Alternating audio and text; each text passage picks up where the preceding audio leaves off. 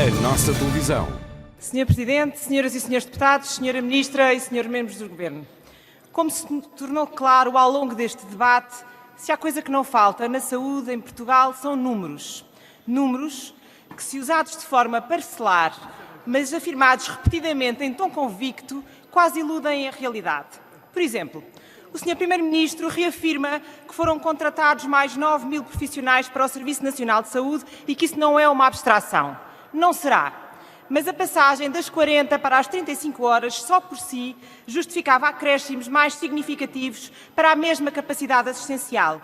E o esforço financeiro para compensar o horário limitou as vagas para os profissionais especializados que estão agora em falta.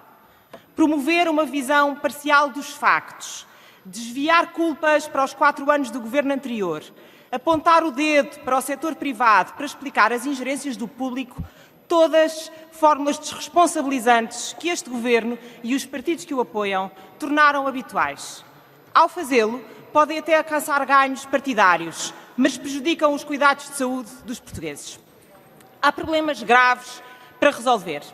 Os indicadores financeiros do SNS no Portal da Transparência ou na UTAU alertam-nos para isso mesmo. A execução do investimento público foi de 58% em 2017 e de 44% em 2018, num desvio negativo de 170 milhões de euros. Em janeiro de 2019, a dívida vencida da saúde era de 1.000 milhões de euros, mais 146 milhões que em dezembro de 2015. Os pagamentos em atraso nos hospitais EPE eram, em novembro de 2018, de 903 milhões de euros, o maior valor desde 2011.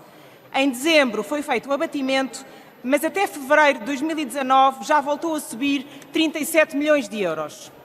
Em 2018, o SNS teve quase o dobro do prejuízo de 2015. O resultado foi negativo em 3,6 mil milhões de euros, corresponde a 7 vezes o orçamento da cultura.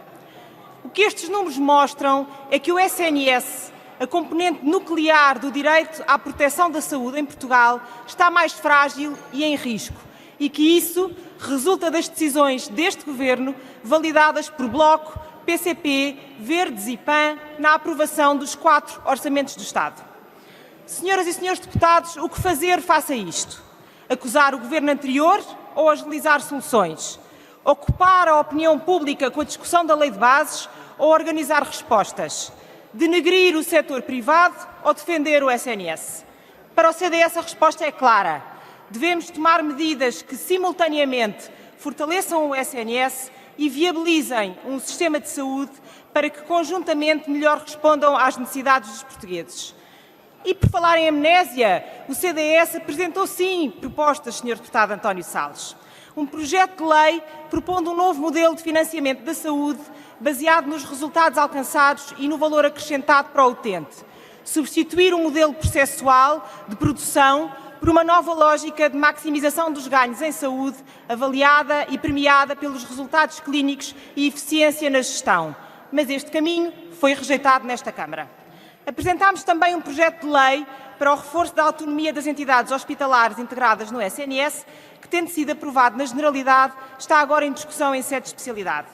Mais recentemente, através de um projeto de resolução, instámos o Governo a desenvolver os Centros de Responsabilidade Integrados, uma aposta na capacidade em níveis intermédios e em especialidades designadas e que se enquadram nos modelos que defendemos. O CDS tem sido muito consistente na defesa destes novos modelos de financiamento e de autonomia, a par da prestação de contas, como instrumentos de agilização e de eficiência das respostas do SNS. Mas é o Governo que detém o poder executivo e que, lamentavelmente, tarda em aplicar os seus próprios anúncios. Em setembro de 2018, o Governo fez saber que alguns hospitais iriam integrar um projeto piloto de maior autonomia. Estamos em março, mais de 6 meses depois, e o que ouvimos do Presidente da Associação Portuguesa de Administradores Hospitalares é, e cito, não tenho nota que tenha sido dada alguma autonomia aos hospitais. Creio que saíram umas notícias na última semana, mas o que foi dado foi a autonomia à Sra. Ministra para substituir profissionais que estão ausentes em longa duração. Senhoras e senhores deputados, é essencial fortalecer o SNS com instrumentos que quebrem a centralização das finanças, que permitam uma organização flexível dos serviços, o investimento modernizador e a contratação dos profissionais e a respectiva formação com base em mérito e em incentivos, em vez de inibições. Mas é igualmente essencial salvaguardar um sistema que vá para além do Serviço Nacional de Saúde, porque é demagógico e financeiramente inviável qualquer outro cenário.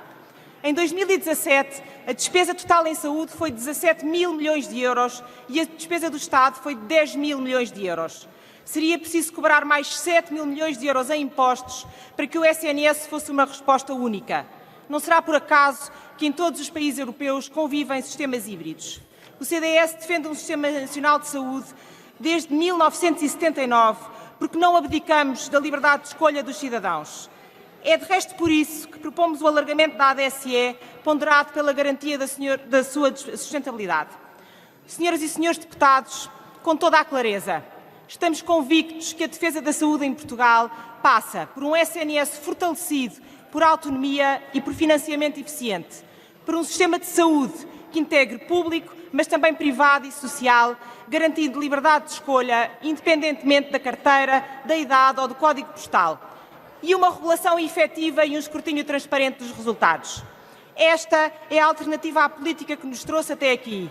Uma política de anúncios e remendos, de inimigos e conspirações. O que propomos é uma política de resultados para as pessoas, de consensos na sociedade e investimento na saúde. E é esta a alternativa que o CDS representa.